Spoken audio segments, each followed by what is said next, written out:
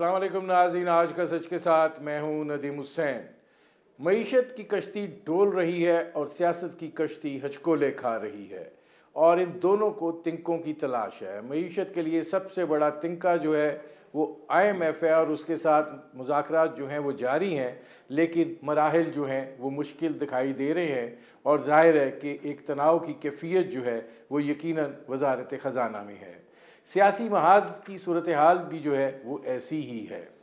आज सबसे अहम बात जो थी वो काबीना इजलास था और काबीना इजलास से वज़ीर आज़म शहबाज शरीफ का खिताब था, जिसमें उन्होंने पेशावर में होने वाले दहशत गर्दी के वाक़े को लेकर सवालात जो हैं वो उठाए हैं।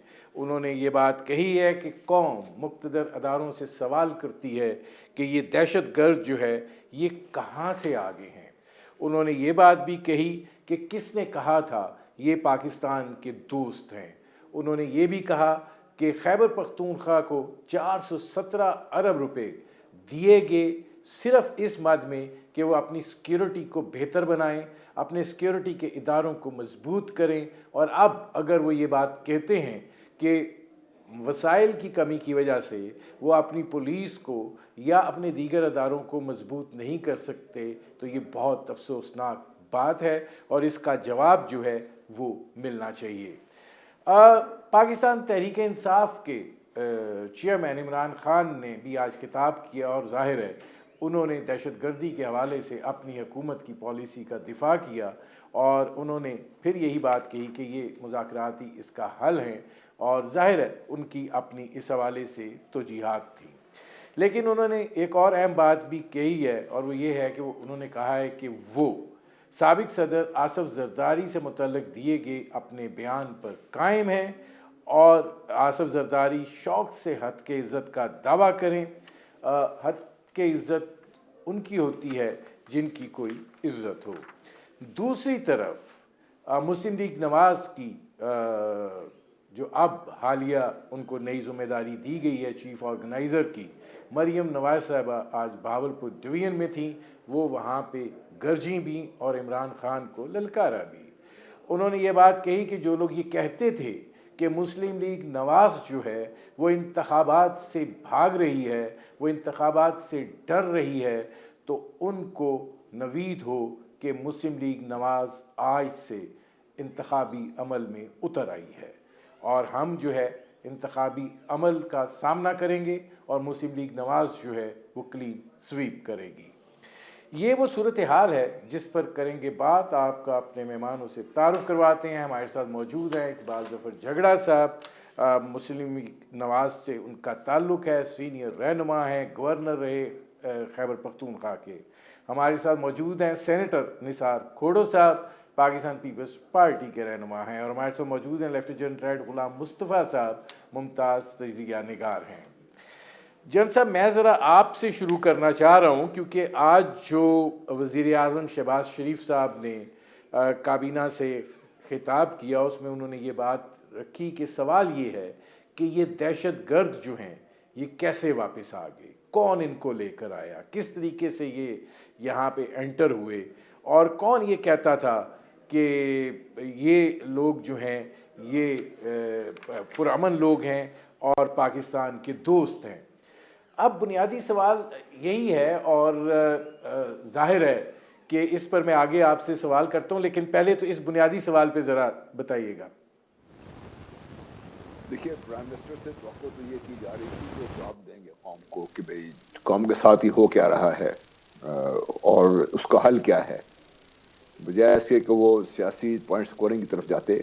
इसका हल हमें चाहिए, हमें पूछना चाहिए हमें इसमें। बहरहाल ये तो मेरी अपनी ज़ाती एक नुक्ता नज़र है। जहाँ तक दहशतगर्दी का ताल्लुक़ है, आपको नदीम याद होगा आज से नहीं, जब से ये बातचीत का सिलसिला शुरू हुआ मैं ज़ाती तौर पे इसका शदीद मुखालिफ रहा हूँ और मुखालफत की बहुत स्ट्रॉन्ग वजूहात थी। मेरी वजूहात ये थी कि ये लोग जिनको हम एक TTP का नाम दे रहे हैं, कम्बरेला ऑर्गेनाइजेशन, जिसके नीचे बहुत सारी और दहशतगर्द तंजीमें या दहशतगर्द इकट्ठे हो जाते हैं वक्तन फ़वक्तन, ये लोग हैं क्या? ये नज़रियाती लोग नहीं हैं। These are guns for hire और इनको हायर करने वाला जिनको पैसा देगा, ट्रेनिंग देगा, रिसोर्सेज देगा, ये उसके लिए काम करेंगे और ये काम पहले भी करते रहे, अब भी ये कर रहे हैं। दूसरा मेरा बड़ा इशू ये था कि तालिबान जिन्होंने ये फैसिलिटेटर का रोल अदा किया, अफगान तालिबान, वो खुद मुस्तहकम नहीं है पूरी तरह से अफगानिस्तान में। वो किस तरीके से इसकी गारंटी दे सकेंगे या इसको किस तरीके से इसको पाया तकमील तक पहुँचा सकेंगे।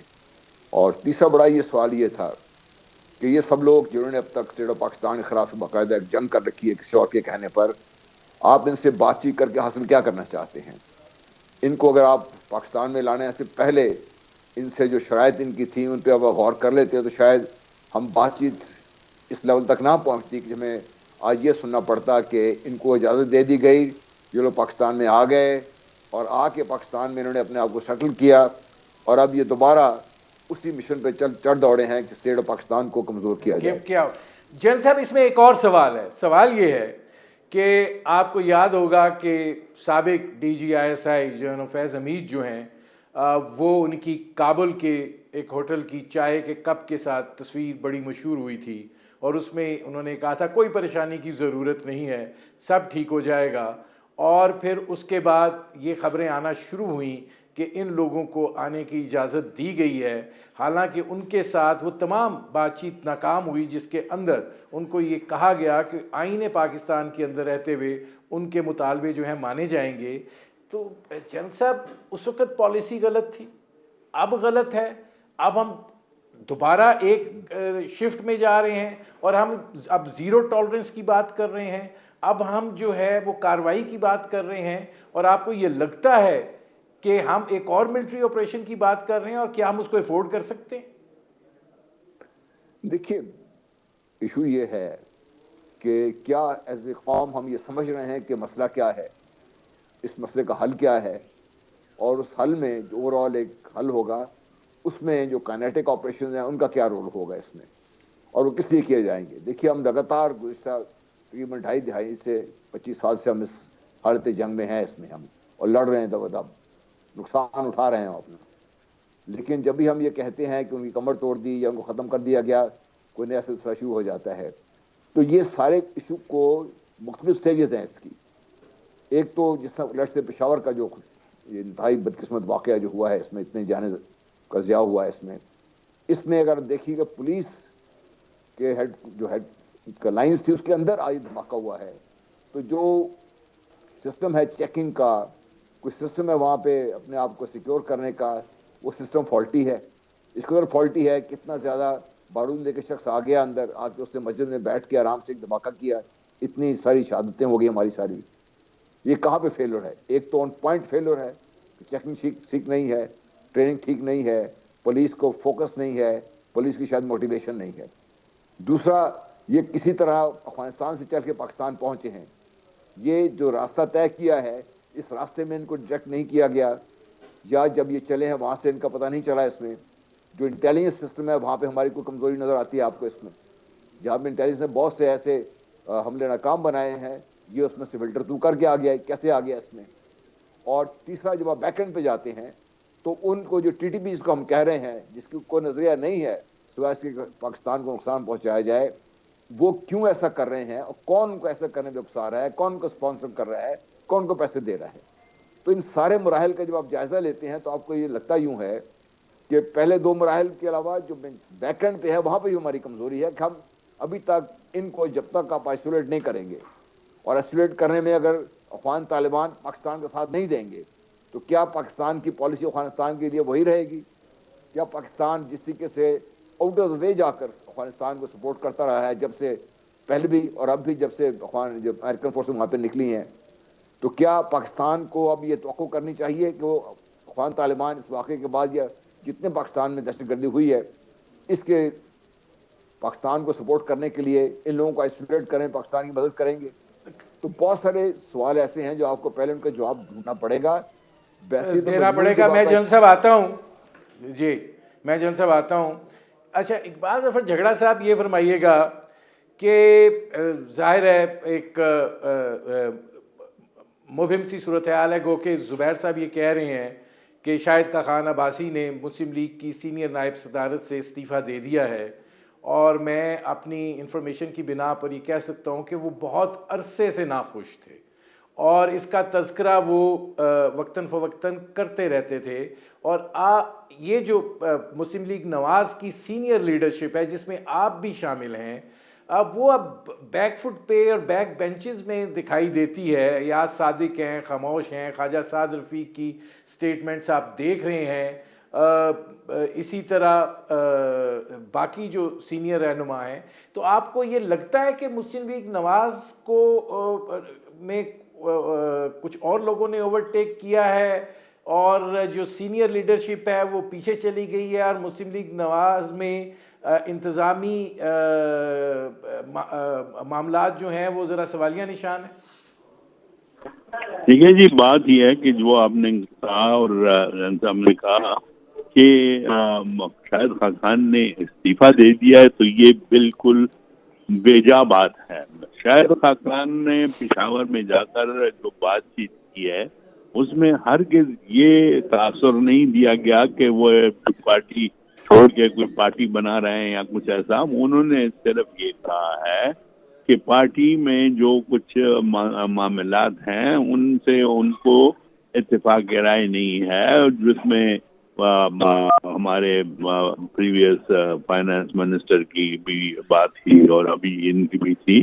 तो इन चीजों पर उन्होंने अपने एक वो शो किया है रिजर्वेशन, और उन्होंने ये जरूर कहा है कि मैं कभी भी ये नहीं कर सकता कि नई पार्टी बनाऊं या पार्टी छोड़ के चला जाऊंगा। मैं ज्यादा से ज्यादा ये करूंगा कि मैं अपने घर चला जाऊंगा, बैठ जाऊंगा, लेकिन पार्टी मुस्लिम लीग नून है। नवाज शरीफ मेरे एक मोहतरम और बहुत ही काबिल एहतराम शख्सियत हैं। वो जब तक बाहर हैं ये मसले हमें दरपेश हैं। मैं समझता हूँ कि अभी चीफ ऑर्गेनाइजर आ गई हैं मरियम, उससे भी जमात को बहुत तकवीत मिलेगी, लेकिन असल नहीं, जो इसमें इसमें मसले इसमें झगड़ा हल साहब एक होंगे, सवाल और है जो हल होंगे वो जी। नवाज शरीफ के आने के साथ ही हल होंगे। ठीक। अब जी झगड़ा साहब सवाल ये है कि दिखाई ऐसे देता है कि वो सारी सीनियर लीडरशिप जो मियाँ साहब से ये कह रही है कि आप वतन वापस आ जाएं और सूरत हाल जो है वो बेहतर है, और मियाँ साहब जो हैं वो ये भी पहुंचा के अच्छे वक्त का वो कह रहे हैं कि इंतज़ार ना करें, असल मरहला यही है। और जितनी भी ये सीनियर लीडरशिप जिसने ये बात की है वो खामोश है और वो पीछे हट गई है। झगड़ा साहब आप भी उसमें शामिल हैं, आपको लगता है कि तहफ़्फ़ुज़ात अपनी जगह के ऊपर मौजूद हैं? देखिए जी, हम बिल्कुल, मैं इससे इनकार नहीं करूंगा। तहफ़्फ़ुज़ात अपनी जगह हो सकते हैं, हमारे हैं। और उसमें यही है कि जो आपने भी जिक्र किया कि जो इस वक्त लोग सामने आपको नजर आ रहे हैं वो बहुत ही वक्ती लोग हैं, और वो वक्त के साथ ही चलते हैं, और वक्त के मुताबिक वो अपनी जमात बदलने में उनके लिए कोई वो नजर नहीं आती, बुराई नजर नहीं आती कि वो जो जमात सामने उन्हें नजर आएगी जी अब आगे चलने वाली है, फौरन कूद के उधर चले जाते हैं। तो ये चीजें जो है ये इसका पूरा नोटिस दिया हुआ है, और इसीलिए ये जो सीनियर क़यादत की आप बात कर रहे हैं जिसमें मैं भी शामिल हूँ, हमारे सरदार महताब साहब हैं, पीर साबिर शाह साहब हैं, वो सब यही समझते हैं कि इस वक्त वक्त की हमें जो जरूरत है और आवाज है वो यही है कि हम आराम से बैठे रहे हैं, और हम इन हालात को देखते हुए इसको जांच रहे हैं। और जैसे मैंने पहले भी आपको कहा कि मरियम बीबी के आने से इंशाल्लाह बड़े बहुत चीजों को तकवीत मिलेगी, लेकिन जो हकीकी फर्क पड़ेगा वो मियां नवाज शरीफ साहब के वतन आने के बाद पड़ेगा। और यकीनन फिर उसमें ये आप लिख के ले लें कि ये आज जो हो रहा है और इमरान खान बातें कर रहे हैं कि हम ये कर देंगे और हम इतनी सीटें ले जाएंगे और मेजॉरिटी में होगा, और ये कैसे नहीं होगा। इंशाल्लाह एक नहीं बात होगा। जरूर है। झगड़ा साहब मुझे एक ब्रेक लेना पड़ रहा है, मैं वापस आता हूँ। नाज़रीन हमारी गुफ्तगू जारी है, वक्त हुआ है मुख्तसर से कमर्शियल ब्रेक का, मिलते हैं इस वक्फे के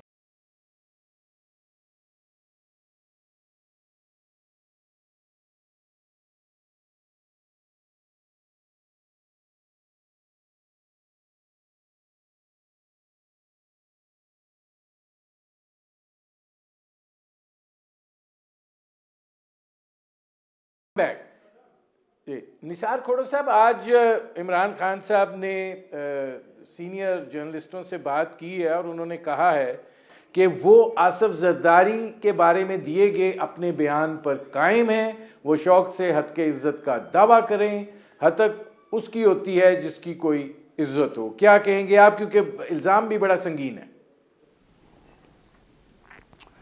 सर, इमरान खान साहब को लघु बातें करने की आदत पड़ गई है। पीपल्स पार्टी की लीडरशिप इन दहशतगर्दों के निशाने पे रही है। इमरान खान वो है जो पहले अपने आप को तालिबान खान कहलाता था, या हम उसको कहते थे। इमरान खान का सारा दौर उन दहशतगर्दों के साथ अपीजमेंट का रहा, उनको मनाते हुए, उनके साथ दोस्ताना ताल्लुकात करते हुए गुजारे हमने देखा। वो यहाँ से नॉर्थ वजीरिस्तान जाना चाहते थे, लेकिन एक चूने की लकीर बनी हुई थी और यू टर्न करके वापस आए, और उस पर उनका नाम भी पड़ गया यू टर्न। तो जब कोई यू टर्न हो तो उस पर एतबार क्या किया जाए? जब यू टर्न हो और खुद कहता है कि जिसने यू टर्न नहीं मारा वो लीडर नहीं है, तो मैं इमरान खान की इन बातों को लघु क्यों न कहूं? बैठे हुए हुकूमत में है नहीं। जरदारी साहब को क्या पड़ी हुई है कि इमरान खान साहब के पीछे पड़े? हमें तो वो दुख भी भूल नहीं जाता जो हाँ बेनजीर साहबा को मारा गया। हम तो निशाने पे रहे हैं, हम तो इन दहशतगर्दों के खिलाफ रहे हैं, और वो कह रहे हैं कि हमने जी इमरान खान पे बोली लगा दी। अब इस लघु बातों का मैं इसमें कह कुछ नहीं सकता। नहीं, वो ये नहीं कह रहे निसार खोड़ो साहब के बोली लगा दी, वो कह रहे हैं कि आपने पैसे दिए हैं इस काम के लिए।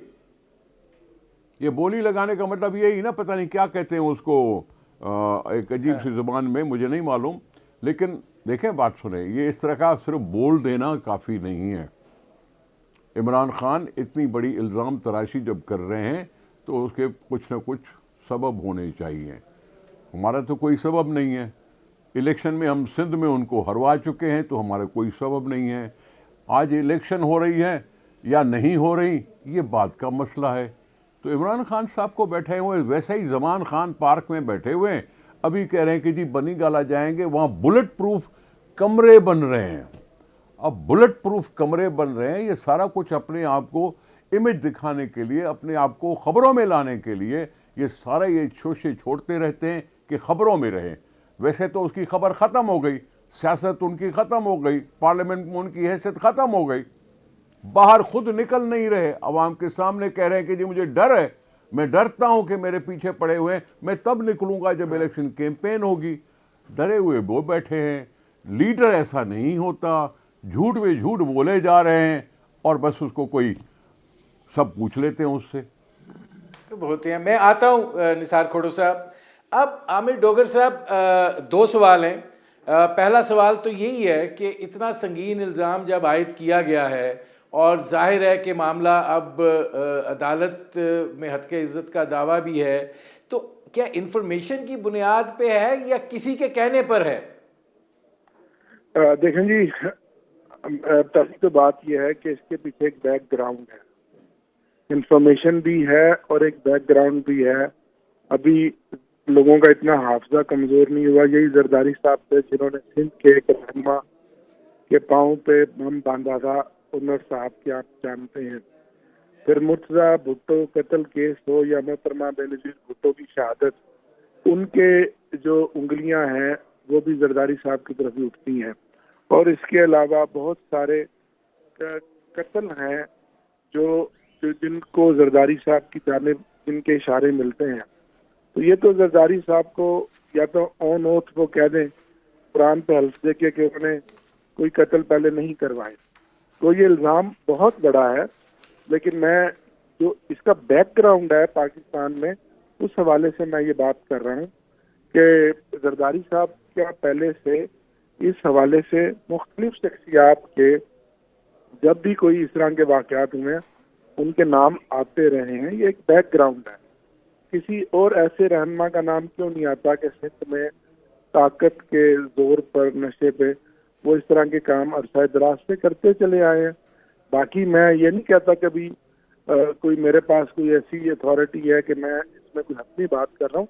तो इसका एक बैकग्राउंड तो है। जरदारी साहब बैकग्राउंड है। अच्छा, दूसरा सवाल जरा ज्यादा इंपॉर्टेंट है, वो मैंने इमरान खान साहब अगर जी इतना बड़ा इल्जाम लगा रहे हैं तो उसमें कोई ना कोई हकीकत बैकग्राउंड में कोई चीज तो होगी ना जी।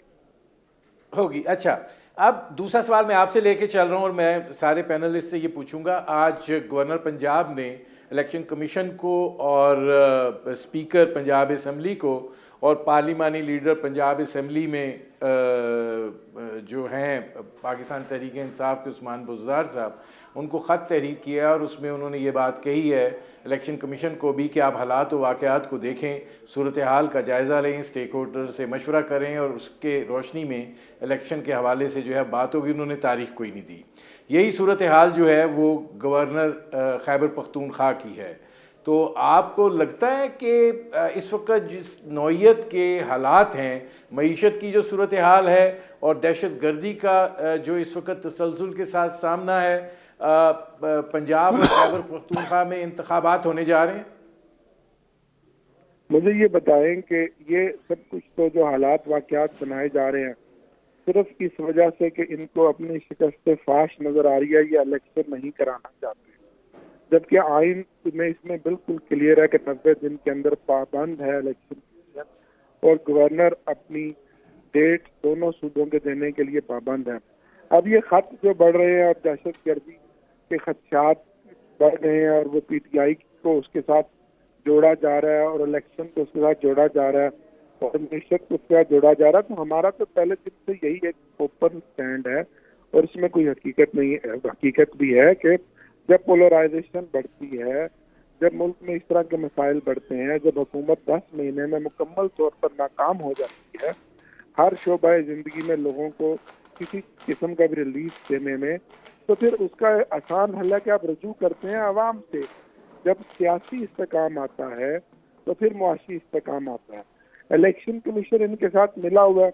इसकी मिसाल मैं आपको यूं देता हूँ कि अभी कल की बात है, 5 दिन पहले 35 इस्तीफे जो हमारे पहले मंजूर किए उनका इलेक्शन कमीशन ने शेड्यूल दे दिया और 9 सीटों का आज दे दिया, यानी कि उन 45 सीटों पे इलेक्शन हो सकता है मार्च के महीने में, और जो 2 सूबों में इलेक्शन है वो नहीं हो सकता। वो नहीं हो सकता। मैं आता हूँ जी, मैं देखिए ना, हाँ, मैं आमिर डोगर साहब आता हूँ, मुझे जरा इसका जी इनको नजर आ रहा है कि जब भी इलेक्शन कराएंगे इनको शिकस्त होगी और इमरान खान होगी, ठीक है, से जीतेगा। 7 सीटों पे इलेक्शन। अच्छा, मैं आता हूँ आमिर डोगर साहब, मैं आता हूँ, मैं जरा इस ये जो आपने बात की है मैं दोनों हजरात से इसका जवाब ले लूँ। अब इसमें झगड़ा साहब ये फरमाइएगा,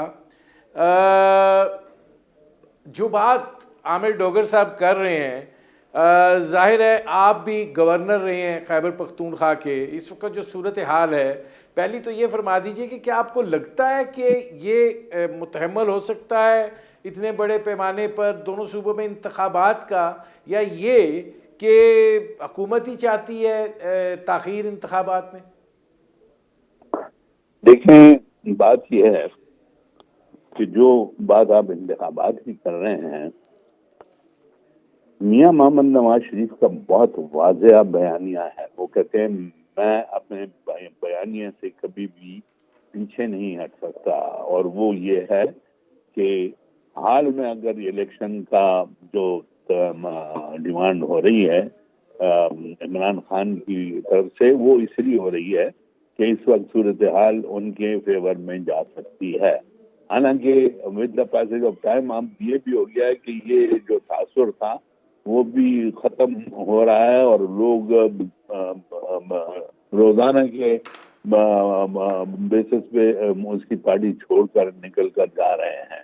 लेकिन फिर भी वो ये समझते हैं कि भाई जो भी है मेरे लोग मेरे साथ हैं और मैं इस वक्त इलेक्शन चाहता हूं, जो कि हम बिल्कुल किसी तरीके से इसको हम नहीं कबूल कर सकते। जी, हमने देखें इस मुल्क में आइन और कानून की लेकिन झगड़ा साहब मुसीबत ये है ना कि आप लोग ये समझते हैं, झगड़ा साहब आप लोग ये समझते हैं कि जो इक्तिसादी सूरत हाल है और जिसका सारा मलबा जो है वो आपके ऊपर गिर रहा है और अवाम में जिस तरह का रद्द अमल पाया जाता है, आप को क्या लगता है? मरियम साहबा तो आज कह रही थी कि जिनको जो कहते थे हम इलेक्शन से भाग जाएंगे, हम उसकी मुहिम में उतर आए हैं, तो आपको लगता है कि आप कोई अवाम आपके पीछे आएगी? देखिए जी, बिल्कुल, मैं तो आपको कह दिया कि अब आवाम अल्लाह के करम से जाग पड़ी है और उनको अब ये बिल्कुल यकीनी बात हो रही है आजकल अवामी सतह पर कि जी अगर इस मुल्क में अमन कायम करना है तो उसका जो सलूशन है वो PMLN और नवाज शरीफ है। मौजूदा वजीर आजम साहब को भी इसीलिए मरियम बीबी को बुलाया गया कि उनको वक्त मिले और वो हुकूमत काम में हाथ बटाएं और आवाम के लिए जो सहूलियात देनी है वो फराहम कर सकें। और मरियम बीबी जो है वो पार्टी अफेयर्स को लेकर उन्होंने देखें कि अपने प्रोग्राम शुरू भी कर दिए हैं। लाहौर से स्टार्ट लेते हुए वो आज बैठी हुई है उधर अपने भावलपुर। अच्छा, मैं आता हूँ झगड़ा साहब जी, झगड़ा साहब मैं आता हूँ। निसार खोड़ो साहब ये फरमाइएगा कि आमिर डोगर साहब कह रहे हैं कि हमने जो इल्ज़ाम आयद किया है उसकी इन्फॉर्मेशन भी है और उसका बैकग्राउंड भी है। अब मतलब इमरान खान साहब जो हैं उनका भी जो फरमाना है वो काफ़ी तज़ीक अमेज़ है। तो अब क्या सिर्फ अदालती चाराजोई जो है वो आपको उसकी रेमेडी दे सकती है? बिलावल भुट्टो जरदारी तो ये कह रहे थे कि हमें एक बड़ी ख़तरनाक सूरत हाल में डाल दिया गया है। बिल्कुल डाल दिया गया है, बिल्कुल डाल दिया गया है। हमारे लिए खुद भी खतरे पैदा हो गए हैं। अगर इमरान खान साहब इसे बोलते रहेंगे तो हमारे भी खतरा है। अगर इन्होंने भाई ने बैकग्राउंड बताया तो मैंने भी तो इमरान खान का बैकग्राउंड बताया ना। इमरान खान क्या थे, कैसे मिलिट्री डिक्टेटर्स का वो हिमायती था, कैसे वो तालिबान के लिए कोशिशें करता रहा, दहशतगर्दों के लिए कोशिशें करता रहा, मुज़ाकराती टेबल पर लाने वाला इमरान खान, अफ़गानिस्तान का केस लड़ने वाला अफ़गानिस्तान, अफ़गानियों को पाकिस्तान में इजाज़त देने वाला इमरान खान। मैं भी तो बैकग्राउंड बता रहा हूं ना। उसका कहा वो तो आज डिफेंड भी कर रहे थे ना, अपनी पॉलिसी को उन्होंने डिफेंड किया है। डिफेंड किया तो क्या फर्क पड़ता है? मैं क्या समझता हूं? मैं वर्कर हूं, मैं वोटर हूं, मैं क्या समझता हूं? उनके कहने से तो अपने आप को छुपाएंगे ना, वो तो अपने लिए अपना बताएंगे सारी चीजें।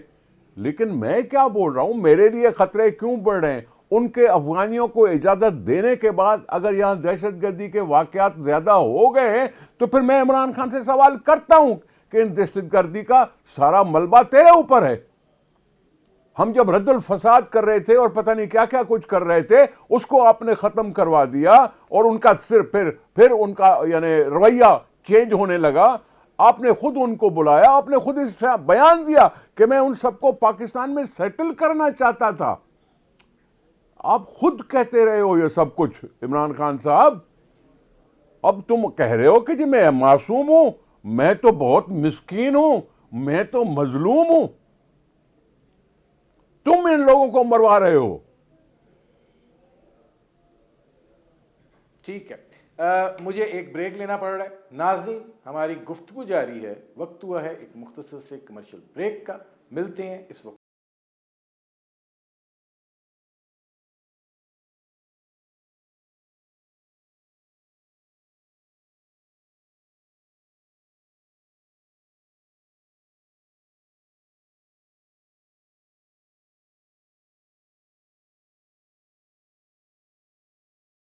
बैक। आमिर डोगर साहब, आपने निसार खोड़ो साहब की बात सुनी। ये फरमाइएगा कि आज वज़ीर आज़म साहब ने भी कुछ सवालात उठाए हैं और उन्होंने ये बात की कि खैबर पख्तूनख्वा में तकरीबन 10 साल इनकी हुकूमत को हो गए हैं और हमें ये वसाइल का रोना रोते रहे हैं, लेकिन खैबर पख्तूनख्वा को 417 अरब रुपए 2010 से अब तक दहशत गर्दी से निपटने के लिए दिए गए और बजाय इसके कि निज़ाम मजबूत होता वो कमज़ोर होता चला गया। और हालत तो ये है कि CTD की बिल्डिंग भी किराए पर है, उनकी अपनी बिल्डिंग भी नहीं है। असला आपके वज़ीर आला जब थे महमूद खान, वो कह रहे थे कि जी नहीं है, पैसे नहीं है। तो ये फिर पैसा गया कहाँ? देखें, पहली तो बात यह है कि सिक्योरिटी और दहशतगर्दी के मामले पे पॉलिटिक्स नहीं करनी चाहिए। ये एक नेशनल और इज्तिमाई इशू है। इसमें आप जानते हैं कि हुकूमतों का किरदार तो जितना होता है उससे बढ़कर हमारे सिक्योरिटी इदारों का किरदार है। हमारी शहादतें हैं, वो के पुलिस की हो या आर्म फोर्सेस की हो, ज़रबे अज़ हो या ज़रबे रद्दुल फसाद हो। लेकिन हाँ, आपने देखा अभी कल तक हमारी जब तक हुकूमत थी, दहशतगर्दी काफी हद तक कंट्रोल थी। जून 2022 में जब सवात में तालिबान आए तो अवाम उसके सामने खड़े हुए। ये यकालख जो एकदम 15-20 दिन महीने में ये जो सारा मामला बनाया गया है और मुआशी इमरजेंसी को सिक्योरिटी इमरजेंसी आमिर डोगर साहब, ये बनाया नहीं गया, ये वही फैसला था जिसके नतीजे में लोग आ गए। जी, मेरी बात तो मुकम्मल होने देना जी। और हम जब तक थे, हमारी जो नई तालिबान की हुकूमत था उससे ताल्लुकात भी बेहतर थे। अब ये तो सिक्योरिटी फोर्सेस की अपनी कारकर्दगी पर बहुत बड़ा सवालिया निशान है कि जिनके पास इतना पैसा आया और फिर भी हम मामले को क्यों नहीं खत्म कर सके। यकीनन हम सब दुख और जज्बात में हैं कि जो पेशावर का वाकया हुआ मस्जिद का, इस पर हम सबको सर जोड़ कर बैठना पड़ेगा। और आपको पता है कि इसमें मेन कलीदी किरदार सिक्योरिटी फोर्सेस का है। पॉलिटिकल हुकूमतें अपनी जगह, उनका एक रोल तो होता है, वो उसको ओवरसाइट तो कर रही होती है, लेकिन क्योंकि 2500 मील हमारी सरहद है अफगानिस्तान के साथ और एक वो फेंस लगी, और आपने देखा पिछले दिनों किस तरह से उन्होंने फेंस को हमारी को तोड़ा, जो इतने सालों के मुतालबे के बाद लगी।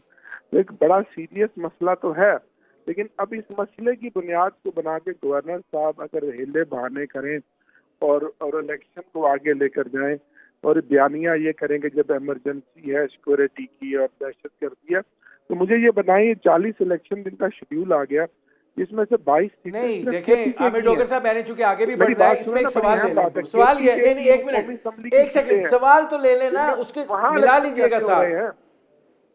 अब सवाल ये पैदा, हाँ, अब पॉलिटिकल पार्टीज का मौकफ ये है कि खैबर पख्तूनख्वा के अंदर आपकी पार्टी को तो किसी ने कुछ नहीं कहा, और ये सारे लोग भी आए आपके दौरे हुकूमत में और सवात में एहतजाज भी हुआ, किसी के कान पे जूं नहीं रेंगी, वो भी आपका खैबर पख्तूनख्वा में हुकूमत थी। और अवामी नेशनल पार्टी और दीगर जमातें जो हैं वो खैबर पख्तूनख्वा में सिवाय आपके कंपेन ही नहीं कर पा रही। तो अब फिर वो इन्हीं खदशात का इजहार कर रहे हैं कि भाई लेवल प्लेइंग फील्ड तो दो ना। अभी बल्दियात के इलेक्शन भी हुए और उससे पहले भी अभी कांग्रेस असेंबली के इलेक्शन, 6 इलेक्शन हुए, जिनमें से 3 सीटें मर्दान की, सवाबी की, पिशावर की थी, सबने कैंपेन की। अभी आपने बल्दियाती इलेक्शन में 5 चंद माह पहले पिशावर का नाज़िम जो था वो अपोजिशन पार्टी का बना। ये तो हीले बहाने हैं ना। अच्छा, अगर चलो सिक्योरिटी के बाद पर मैं बात कर भी लूँ तो 4 महीने के लिए जो अरबों रुपया इलेक्शन कमीशन लगा रहा है, 40-45 कौमी असम्बली के जो हमारे इस्तीफे मंजूर किए हैं यकायक स्पीकर साहब ने, और उन पे फिर शेड्यूल कैसे आ गया, जबकि उससे 15 दिन पहले सूबाई हुकूमतें तहलील हो चुकी हैं जो 90 दिन के अंदर पाबंद है। और ये आपको पता भी है कि ये असम्बली के सिर्फ आज 6 महीने पूरे रह गए हैं। तो ये कितना बड़ा कोलो फेल का तजाद है, कितना इलेक्शन से भागने की हिकमत अमली है जिसमें जरूरत है। मैं आता हूँ आमिर डोगर साहब जी। निसार खोड़ो साहब, ये फरमाइएगा कि आपको क्या लगता है कि इंतखाबात जो हैं वो हो सकते हैं, और क्या हालात जो हैं वो जगह दे रहे हैं इंतखाबात के हवाले से, या आप समझते हैं कि हालात तो ख़राब हैं ही हैं इक़्तिसादी तौर पर भी और दहशतगर्दी के हवाले से भी, हुकूमत जो है वो इंतखाबात में नहीं जाना चाहती? देखिए साहब, मैं आपसे अर्ज कर रहा हूं कि 2018 के जो इलेक्शंस हुए थे वो हुए थे सेंसस के प्रोविजनल रिजल्ट्स पर, जिसने सब पार्टियों ने मिलकर कहा कि ये काश ये कहीं इलेक्शन पोस्टपोन ना हो जाए, इसलिए उसने नीम रजामंदी जाहिर कर, यानी हमारे एतराजात रहे, इलेक्शन हो जाने दी प्रोविजनल लिस्ट पर। इमरान खान ने खुद उस प्रोविजनल लिस्ट को फाइनल किया और फिर कहा कि जी हम डिजिटल मर्दमशुमारी करेंगे, डिजिटल मरदमशुमारी के बाद सारे सूबों के एतराज़ात भी ख़त्म हो जाएंगे, फिर जो इलेक्शन होगा वो वाक़तन इलेक्शन होगा। अब डिजिटल मरदमशुमारी होना शुरू हुई है तो फिर मैं उस सिंध के एतराज़ात को या किसी और सूबे के एतराज़ात को कैसे फेस करूंगा जो 2018 में भी थे और फिर कल भी हो जाएंगे। दूसरी बात, इलेक्शन एक्ट 2017 में कोई आर्टिकल है 46 या 67 जिसमें है 1 डे पोल का जिक्र है। 1 डे पोल 1988, 90, 93 में ऐसे हुआ था कि पहले नेशनल असेंबली के इलेक्शंस होते थे और 2-3 दिन के बाद सूबाइयों के असेंबली के इलेक्शंस होते थे। तब सारी पार्टियों ने इस चीज़ को माना कि ये एक रिजल्ट दूसरे रिजल्ट पे असरअंदाज होता है, तो सब ने फिर फाइनली फैसला किया कि इलेक्शन होगी तो एक दिन होगी। अब ये इलेक्शन एक दिन में कैसे मुमकिन है कि जब 2 सूबों के पहले हो जाएं, बाकी 2 सूबों के बाद में हो जाएं, नेशनल असेंबली के फिर तीसरे मरहले में हो जाएं। लोकल बॉडी का तो समझ में आ जाता है, लेकिन नेशनल इलेक्शन में असर पड़ता है एक सूबे का दूसरे सूबे पर, नेशनल असेंबली का प्रोविंस पर, प्रोविंस का नेशनल पर। ये 2 चीज़ें मेरी जो मुझे अभी तक समझ में आनी चाहिए। वकला साहबान इसका हल निकालें, दूसरे सियासतदान इसका हल निकालें कि इस तरह की खेल कूद के तरह से इलेक्शन करवाने में मुल्क को फायदा क्या पहुंचेगा।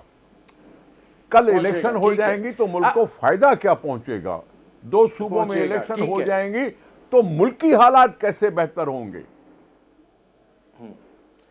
अच्छा, अब इकबाल ज़फ़र झगड़ा साहब ये फरमाइएगा कि क्या आपको भी लगता है कि इंतखाबात जो हैं वो इकट्ठे होने चाहिए और ये ग्राउंड बनाई जा रही है कि जो खैबर पख्तूनख्वा है और पंजाब है उसमें इंतखाबात जो हैं वो 90 दिन के अंदर ना हो और उसके लिए इस तरह का जवाब जो है वो पैदा किया जा रहा है? मैं तो यही कहूँगा कि खोर साहब ने और इमरान साहब ने तो बहुत तफसील से ये जो बातचीत की है उन्होंने तो बिल्कुल वाज़ेह कर दिया है कि ये जो कुछ हो रहा है ये किसी सूरत में भी हमें कबूल नहीं है। और इलेक्शन जो हैं वो अपने वक्त के मुताबिक, जिस तरह हमारे पहले भी मैंने आपको बताया कि मियां नवाज शरीफ का मौक़िफ़ है कि वो कहते हैं मैं अपने मौक़िफ़ से पीछे नहीं हट सकता। इलेक्शन हर सूरत में 2023 या अर्ली 2024 तक जा सकते हैं, उसके लिए हम तैयार हैं क्योंकि आइन और कानून ये कहता है। तो देखिए, एक बात मैं आपको वाज़ेह कर दूं कि पहले भी कर चुका हूं कि नून वो जमात है जो आइन और कानून के मुकाबले में और किसी चीज़ को नहीं लेती। वो कहते हैं आइन और कानून जो कहेगा उसके मुताबिक जाएंगे और रोज़ में चाहे अदालतें हो या कोई और हो, हम वही चीज लेकर उठेंगे जो आईन और कानून कहता है। और यही हमने हमेशा तो इसका मतलब है झगड़ा साहब कि ये एक शऊरी कोशिश हो रही है इंतखाबात को आगे ले जाने की। हाँ जी, ये कोशिश हो रही है इंतखाबात को आगे ले जाने की कि हालात ऐसे कोशिश हैं, कोई नहीं हो रही है। देखिए, कोई नहीं कोशिश इसको मत कहें, ये आइन और कानून का तकाजा है, उसके मुताबिक हो रहे हैं। मैंने तो आपको कहा है कि आइन और कानून से मुबारा मुस्लिम लीग नून के लिए कुछ भी नहीं है। और ये तो हमने सब एज ए गवर्नर में देख ले, मैंने जो फाटा के लिए कुछ किया था या इसमें मन के लिए कुछ किया था, वहाँ पर जो ऑपरेशन हुए थे और वहाँ पर जो कुछ मुकाबले हुए थे, और हमने इस तरह की, मैं खुद एक जगह पर विजिट कर रहा था और वहाँ पर अटैक हुआ, हमारी फोर्सेस ने कमाल की वो मुकाबला किया था और उसमें अल्लाह ताला ने हमें भी बचाया। और वो तो दहशतगर्द जो ऐसे इलाकों में रहते हैं जहां पहुंचना जो है मुश्किल था, लेकिन हमारे मुश्किल हो जाता है। अब झगड़ा साहब, मेरे पास वक्त बिल्कुल महदूद रह गया है, इसमें आमिर डोगर साहब ये फरमाइएगा कि अगर इलेक्शन में ताखीर होती है तो फिर आप क्या करेंगे? देखिए, मैं इससे पहले 2 बड़ी अहम बातें खोरो साहब ने की, उनका जवाब देना चाहता हूँ कि मरदमशुमारी बिल्कुल कराएं, सबकी तहफ़्फ़ुज़ात थे। आज 10 महीने होने को हैं, 10 फरवरी को इस हुकूमत को पूरे 10 महीने हो जाएंगे। इन्होंने 10 महीने में क्यों मरदमशुमारी के लिए पेशरफ्त नहीं की? अगर इनकी नीयत होती वक्त पे मरदमशुमारी कराने की तो अब तक मरदमशुमारी हो चुकी होती। नंबर 1। नंबर 2, बिल्कुल मैं इस बात से एग्री करता हूँ कि इलेक्शन सारे इकट्ठे होने चाहिए। उसके लिए ये अपनी कोई नीयत तो शो करे ना, गवर्नर अपनी नीयत शो करे। हम बैठने के लिए तैयार है। एक कोई ऐसी डेट हम बना सकते हैं कि जिसमें कुछ 2-3 महीने ये आगे आ जाए, कुछ हम आगे पीछे कर लें, सब कुछ हो सकता है। लेकिन इनका तो 10 महीने में जो इन्होंने इस मुल्क की हालत कर दी, आज 90 रुपए पाकिस्तानी रुपया डी वैल्यू हो गया, 35 रुपए जो पेट्रोल बढ़ा, अभी उसकी महंगाई का असर आना है। इन्होंने तो सवाए NRO-2 लेने के, नैब की तरामीम करवाने के, अपने 1100 अरब की चोरियां जो है वो हजम करवाने के अलावा और मुल्क में इन 10 महीने में किया क्या है? मुल्क जिस तबाही की तरफ जा रहा है, इनको तो इसकी कोई फिक्र नहीं है। जा रहा है मरदमशुमारी होनी आमिर डोगर चाहिए। साहब, मेरे प्रोग्राम का वक्त खत्म हो रहा है। इलेक्शन जी, हो सकते हैं, ऐसा नहीं हो मेरे सकता। प्रोग्राम का वक्त ख़त्म हो रहा है। बहुत शुक्रिया ज़फ़र इकबाल झगड़ा साहब, बहुत शुक्रिया निसार खोड़ो साहब, बहुत शुक्रिया आमिर डोगर साहब। नाज़रीन, आपने हमारे पैनल के शुरका की गुफ्तगू सुनी। अब तक के लिए इतना ही, इजाज़त दीजिए। अल्लाह।